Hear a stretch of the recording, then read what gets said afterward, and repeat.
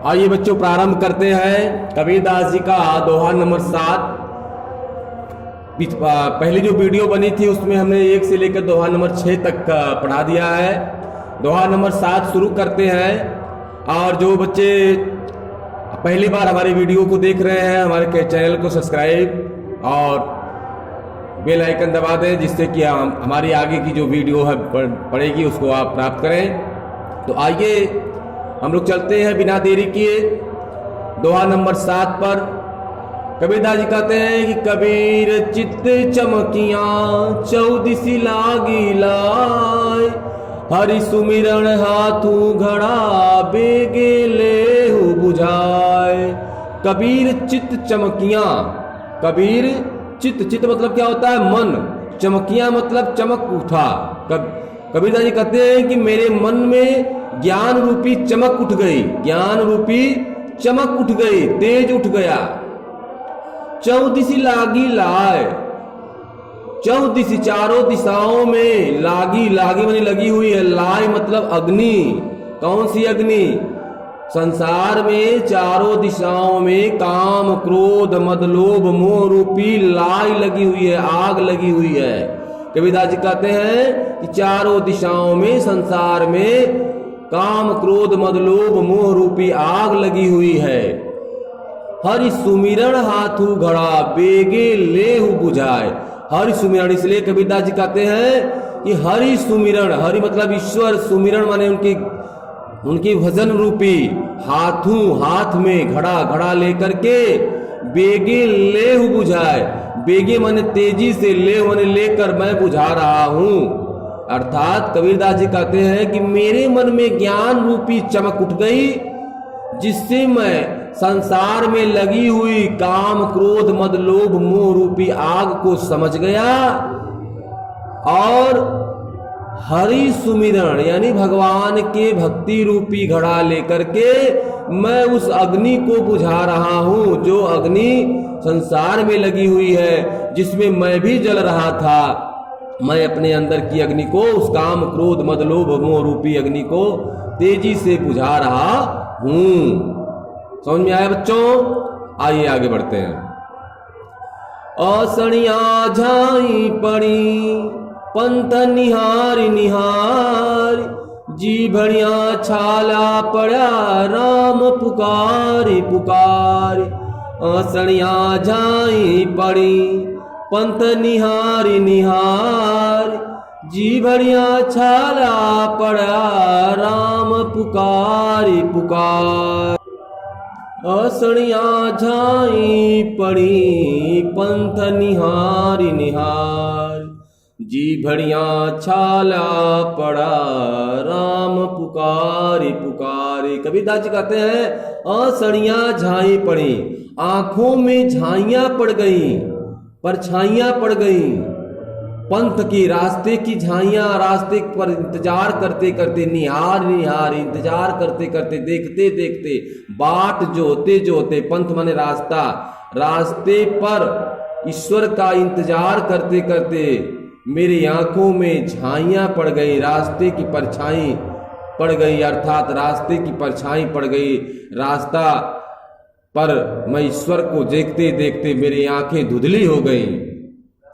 जी भड़िया छाला पड़ा राम पुकारी पुकारी, और हमारे जिह्वा में छाला पड़ गया।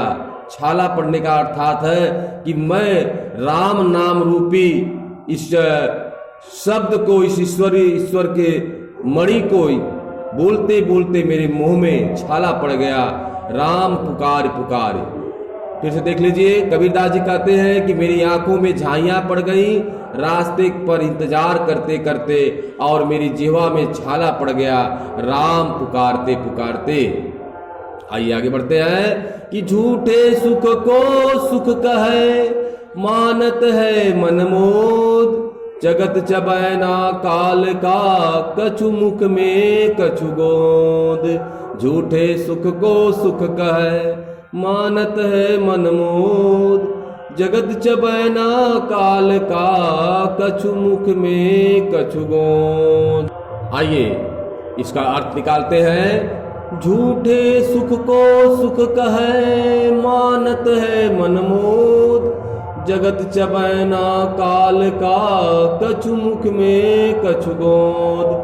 कबीरदास जी कहते हैं कि यह संसार के झूठे सुख, जो झूठा सुख है, यानी जो यह आज अट्टालिकाएं देख करके आप खुश हो रहे हैं, यह अपने बाल बच्चों को देखकर खुश हो रहे हैं, परिवार के सुख को देखकर सुखी हो रहे हैं, ये सब क्या है? झूठा सुख है। मानत है मनमोद, और उसी में प्रसन्न रहते हैं, अपने मन को प्रसन्न रख रहे हैं। उस जो सांसारिक सुख है, उसी सुख में अपने मन को आप लगाए हुए हैं और उसी में अपने आप को प्रसन्न रख रहे हैं। जबकि कबीरदास जी कहते हैं कि जगत चबैना काल का, यह संसार, जगत माने यह संसार, चबैना आहार काल का है, यानी काल का, समय का यह आहार है यह संसार। कछु मुख में कछु गोद, जो उसके कुछ मुख में समा चुका है, जा चुका है, और कुछ उसकी गोद में पड़ा हुआ है। अर्थात यह संसार नश्वर है, जो एक ना एक दिन समाप्त हो जाएगा। कुछ समाप्त हो चुका है, कुछ समाप्त हो जाएगा। कहते न, कुछ गइल कुछ जाता, कुछ जाए वाला बा। ये गीत हम पूरा नहीं गाएंगे, यानी यहाँ पे फिट बैठता है कि झूठे सुख को सुख है, हम अपने सांसारिक सुखों को ही सच्चा सुख मान लेते हैं और उसी में प्रसन्न रहते हैं। जबकि यह संसार काल का आहार है, जो काल ने इसे कुछ खा रखा है और कुछ खाने वाला है। आइए अगला पढ़ते हैं। जब मैं था तब हरि नहीं, अब हरि है मैं नाय। सब अंधियारा मिट गया, जब दीपक देखा माय। जब मैं था तब हरि नहीं, अब हरि है मैं नाय। सब अंधियारा मिट गया, जब दीपक देखा माय। देखिए, मैंने पिछले दोहे में बताया था, मैं का मतलब अहंकार होता है। मैं मतलब अहंकार। जब मेरे अंदर अहंकार था तब हरि नहीं, तब ईश्वर नहीं थे, तब ईश्वर का हमारे अंदर भाव नहीं था। हम ईश्वरमय नहीं थे, ईश्वर की हमारे अंदर प्रेरणा नहीं थी जब मेरे अंदर अहंकार था। अब हरि है मैं नाय, अब हरि है, अब हमारे अंदर ईश्वर की प्रेरणा आ चुकी है, ईश्वर का ज्ञान आ चुका है। और मैं ना ही, मैं मतलब अहंकार, ना ही मतलब नहीं है, अर्थात अहंकार जा चुका है। सब अंधियारा मिट गया, जब दीपक देखा माय। कबीरदास जी कहते सब अंधियारा मिट गया, सारा अंधेरा, काम क्रोध मद लोभ मोह रूपी जो अंधेरा था, जो सांसारिक सुखों का जो माया जाल था, वह मेरे मन से मिट गया, हट गया, जब मैंने ज्ञान रूपी, ईश्वर के ज्ञान रूपी दीपक को देखा। जब मेरा मन ईश्वर के ज्ञान रूपी दीपक को देखा, तो मेरे मन का सारा अंधकार, काम क्रोध मद लोभ मोह रूपी अंधकार मिट गया। इस प्रकार से आप जो है इसको पुनः देख लीजिए। कबीरदास जी कहते हैं कि जब मैं था, जब मेरे अंदर अहंकार था, तब ईश्वर नहीं थे, तब ईश्वर का वास नहीं था। अब मेरे अंदर ईश्वर का वास हो चुका है, अहंकार नहीं है। अब मेरे मन से सारा अंधेरा, जो सांसारिक माया मोह रूपी अंधेरा था, वह मिट गया। जब मैंने ज्ञान रूपी, ईश्वर की भक्ति रूपी दीपक को देखा, तो मेरे अंदर का सारा अंधकार मिट गया।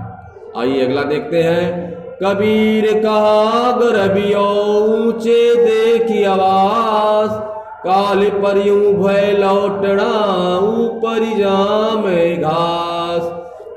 कबीर कहा गरबियो ऊंचे देखी आवाज, काल पर यूं भय लौटना ऊपर जामे घास। कबीरदास जी कहते हैं कि हे मनुष्य, कहा क्यों गरबियो गर्व कर रहे हो, ऊंचे देखी आवाज। अपने ऊंची ऊंची अट्टालिकाओं को, आवास माने घर, अट्टालिकाओं को, बड़े बड़े घरों को, महलों को देख करके गर्भियो गर्भ क्यों कर रहे हो? क्योंकि काल प्रयोग भय लौटने, कल परसों के आवागमन में, यानी समय चक्र के आवागमन में ही उसके ऊपर घास जाम जाएगी। कहते न 1 लाख पूत 1.25 लाख नाती, तारावण घर दिया न बाती। यहाँ पे कबीरदास जी कहते हैं कि हे मनुष्य, गर्व मत करो, अहंकार मत करो, अपने ऊंचे ऊंचे भवनों को, अट्टालिकाओं को, अपने ऐशो आराम धन दौलत को देख करके घमंड मत करो, अभिमान मत करो, क्योंकि समय के चक्र में सब कुछ समाप्त हो जाएगा। और जो आज अट्टालिकाएं दिख रही है उसके ऊपर कभी न कभी घास उग जाएगी, अर्थात वह भी नष्ट हो जाएगी। जिस प्रकार से रावण 64 चौकड़ी राज किया था रावण, ऐसा कहा जाता है वेदों में, और रावण का भी जो है पता नहीं चला, यानी अहंकार सबको खा जाता है। इसलिए हे मनुष्य, गर्भियो यानी गर्व मत करो, अहंकार मत करो। आइए अगला देखते हैं कि यूं ऐसा संसार है जैसा सैंबल फूल, दिन 10 के व्यवहार को झूठे रंग न भूल। यूं ऐसा संसार है जैसा सैंबल फूल, दिन 10 के व्यवहार को झूठे रंग न भूले। कबीरदास जी कहते हैं यूं मतलब यह ऐसा संसार है। ऐसा कैसा संसार है? माया मोह रूपी संसार है। जैसा सैंबल फूल, जैसा सेंबल का फूल होता है, सेमर का फूल होता है, थोड़ी सी हवा चलते ही उड़ जाता है। दूर से देखने में सेमर का फूल बड़ा ही अच्छा लगता है, लेकिन उसमें किसी प्रकार की सुगंध नहीं होती है, वह सुगंधहीन होता है, गंधहीन होता है। उसी प्रकार यह संसार दूर से देखने में तो बहुत ही सुंदर दिखाई देता है, लेकिन इस संसार में किसी प्रकार की सुगंध नहीं है, अर्थात ईश्वरीय सुगंध नहीं है। तो कबीरदास जी यहाँ कहते हैं कि यह ऐसा संसार है। यह संसार कैसा है? सैंबर फूल के समान है, सेमर के फूल के समान है। जैसे सेमर का फूल निष्ठुर होता है, उसमें किसी प्रकार की सुगंध नहीं होती, उसी प्रकार यह संसार है। यह काम क्रोध मद लोभ मोह रूपी संसार जो है यह सेमर के फूल के समान है। इसलिए हे मनुष्य, इस संसार में जो आप आए हो, जो आपका आगमन हुआ है, दिन 10 के व्यवहार को, यानी 2 4 10 दिनों का जो यह व्यवहार है, जो यह संबंध है, आपसी जो संबंध है, इसमें अपने परम परमात्मा को न भूलो, झूठे रंग न भूल। यह जो झूठा रंग है, सांसारिक जो प्रेम है, जो माया मोह है, इस झूठे रंग में अपने सच्चे रंग को भूल न जाना।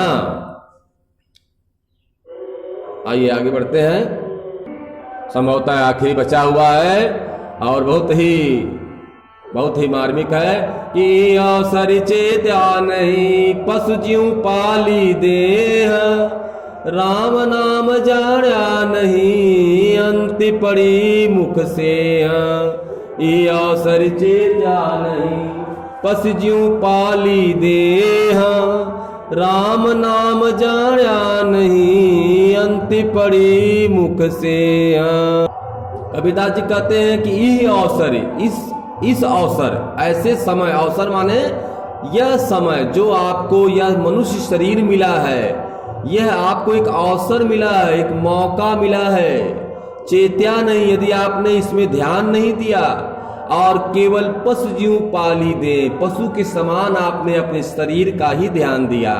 जैसे पशु अपने शरीर को से ही रहता है, शरीर खाता पीता बस इतना ही करता है। पशु ज्यों पाली दे, पशु के समान केवल अपने शरीर को ही पाला। तो राम नाम जाना नहीं अंति पड़ी मुख से। राम नाम जाना नहीं, यदि आपने राम का नाम नहीं जाना, राम अर्थात ईश्वर, राम अर्थात ईश्वर। कबीरदास जैसा कि निराकार ब्रह्म के उपासक थे, तो राम उनके निराकार ब्रह्म है, न हिंदू के राम न मुस्लिम के राम, राम उनके निराकार ब्रह्म है। कहें राम नाम जाना नहीं, राम नाम का आपने सुमिरन नहीं किया, उनके बारे में आपने ध्यान नहीं लगाया, उनको जाना नहीं, तो अंत पड़ी मुख से, अंत समय में आपके मुख पर राख हो जाएगा, यानी आपका मुख जल जाएगा, अर्थात आपके मुख आपका मुख ऐसा नहीं रह जाएगा कि उस मुख से आप राम का नाम ले पाओ। अंत में वह मुख से के समान हो जाएगा, राख के समान हो जाएगा। कैसा हो जाएगा? से हो जाएगा, राख के समान हो जाएगा। इसलिए कबीरदास जी कहते हैं कि यह जो मौका मिला है, यह जो अवसर मिला है, ये अवसर मिला है, इसमें आपने यदि ध्यान नहीं लगाया, आपने यदि ईश्वर का सुमिरन नहीं किया, केवल पशु के समान अपने शरीर को ही पाला, तो राम नाम जाना, आपने राम नाम के बारे में आपने जाना नहीं, ईश्वर को जानने का प्रयास नहीं किया, तो अंत समय में आपका मुख राख के समान हो जाएगा, अर्थात मिट्टी में मिल जाएगा। आइए अभी 2-3 और बचा हुआ है, इसको भी देख लेते हैं। यह तन कांचा कुंभ है, लिया फिर था साथ, ढबका लागा फूट गया, कछु न आया हाथ। कबीरदास जी कहते हैं यह तन कांचा कुंभ, यह शरीर कच्चा कुंभ के समान है। जैसे कुंभ घड़ा होता है, जब वह कुम्हार उसको बनाता है तो कच्चा होता है, उसको वह आग में जब पकाता है तो वह पक जाता है। यहाँ कबीरदास जी कहते हैं यह तन, यह शरीर कच्चे कुंभ के समान है, जिसे हम लिया फिरे था साथ, जिसे हम साथ में लेकर इधर उधर चलते रहते हैं। यह शरीर कच्चे घड़े के समान है, जिसे हम साथ लेकर चलते हैं। ठीक उसी प्रकार जैसे कच्चा घड़ा बहुत कोमल होता है, थोड़ा सा धक्का लगे तो फूट जाए। यहाँ कबीरदास जी उसी बात को उस कुंभ रूपी, कच्चे कुंभ रूपी उदाहरण दे करके समझाने का प्रयास करें। ढबका लागा फूट गया, थोड़ा सा धक्का लगने से वह कच्चा घड़ा फूट जाता है, कछु नहीं आया हाथ, और कुछ भी हाथ नहीं आता, अर्थात नष्ट हो जाता है। ठीक उसी प्रकार यह शरीर भी कच्चे घड़े के समान है, जिसे हम साथ लेकर घूमते रहते हैं। यदि हमने समय रहते ध्यान नहीं दिया, हमने ईश्वर रूपी ज्ञान को नहीं संजोया, नहीं ध्यान दिया, राम को नहीं जाना, तो यह किसी समय यह धक्का लगेगा कच्चा घड़े पर और यह फूट जाएगा, यानी यह शरीर किसी समय छूट जाएगी और कुछ भी आपको हाथ नहीं प्राप्त होगा, अर्थात जिसे आप अपना समझते हो सब कुछ यही छूट जाएगा। आखिर है कि कबीर कहा गरबियों देही देखी सुरंग, बिछड़िया मिलबाओ नहीं ज्यों कांचली भुवंग। कबीरदास जी कहते हैं कि कबीर कहा गर्वियो, गर्वियो माने गर्व मत करो। पुनः देखिए आ गया देही, देही देख सुरंग, देही माने शरीर, देख माने देख कर, सुरंग माने सुंदर। अपनी सुंदर शरीर को देखकर, सुरंग माने शरीर, देही माने देख शरीर, और सुरंग माने सुंदर, देख माने देखकर। सुंदर शरीर को देखकर गर्वियो माने गर्व, अभिमान मत करो, क्योंकि बिछड़िया मिलबो नहीं ज्यों कांचली भुवंग। यह बिछड़ने के बाद वापस मिलने वाली नहीं है। बिछड़िया मतलब बिछुड़ने के बाद, छूटने के बाद, मिलबो नहीं मिलेगी नहीं, ज्यों कांचली भुवंग, जैसे कांचली मतलब केंचुली, भुवंग माने सर्प। जैसे सर्प केंचुली को जब छोड़ देता है तो उसे पुनः धारण नहीं करता है। भुवंग माने सर्प, जैसे केंचुली को छोड़ देता है तो पुनः वह सांप उस केंचुली को धारण नहीं करता है। तो यहाँ कबीरदास जी क्या कहना चाहते हैं कि हे मनुष्य, अपने सुंदर काया को देख करके घमंड मत करो, अभिमान मत करो, क्योंकि बिछुड़ने के बाद, छूटने के बाद, यह शरीर छूटने के बाद यह मिलेगी नहीं वापस। जैसे सांप अपनी केंचुली को छोड़ने के बाद पुनः धारण नहीं करता। तो मेरे प्यारे बच्चों, यह कबीरदास जी का दोहा सब समाप्त होता है। हम आशा करते हैं कि आप लोगों को अच्छे से समझ में आया होगा, और यदि आप लोगों को कहीं कोई दोहा न समझ में आया हो या कोई शब्द आपको न समझ में आया हो तो आप कमेंट बॉक्स में जा करके आप अपनी परेशानी को लिखेंगे, या जिस दोहे को नहीं समझ में आया उसको लिख के डालेंगे। मैं आपको पुनः बताने का पूरा प्रयास करूंगा। और यदि आप मेरे चैनल पे नए हैं तो मेरे चैनल को लाइक सब्सक्राइब जरूर कर लें, जिससे कि आपको जो है अगली मेरी वीडियो आपको प्राप्त होती रहे। उम्मीद करता हूँ आप मन लगा के पढ़ेंगे और यह वीडियो आपके लिए बहुत काम की साबित होगी। नमस्कार, जय हिंद।